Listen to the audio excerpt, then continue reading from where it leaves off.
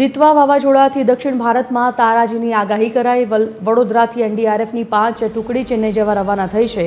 એનડીઆરએફના Vadodara base કેમ્પથી airlift કરાઈ છે 6 team. રાહત અને બચાવના સાધનોથી સજ્જ થઈ છે ટીમો રવાના। તો વડોદરા ઉપરાંત પુણેથી પણ રવાના કરવામાં આવી છે। તમિલનાડુના પ્રભાવિત વિસ્તારોમાં એનડીઆરએફની ટીમ તૈનાત રહેશે।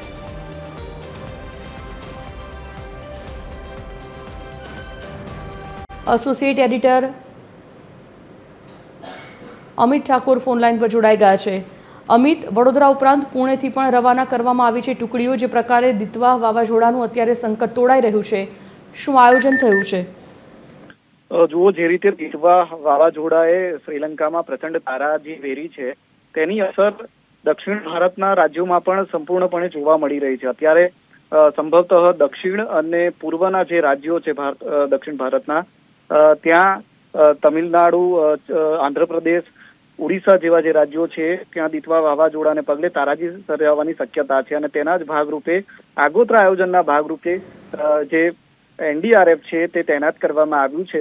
એનડીઆરએફનું જે વડોદરા એરબેઝ છે, બેઝ કેમ્પ છે, ત્યાંથી એરલિફ્ટ કરવામાં આવી છે। લગભગ 5 જેટલી એનડીઆરએફની ટુકડીઓ જે આજે સવારે વડોદરાથી ચેન્નઈ જવા રવાના થઈ છે। ચેન્નઈ એનડીઆરએફની આ ટીમો પહોંચી પણ ચૂકી છે।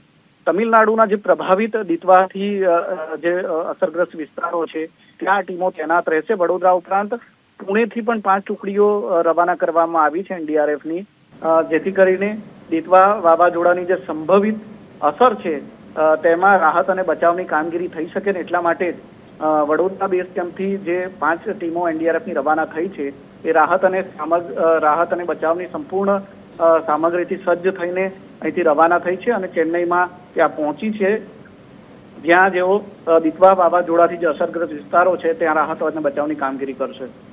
ધન્યવાદ અમિત, જાણકારી બદલ।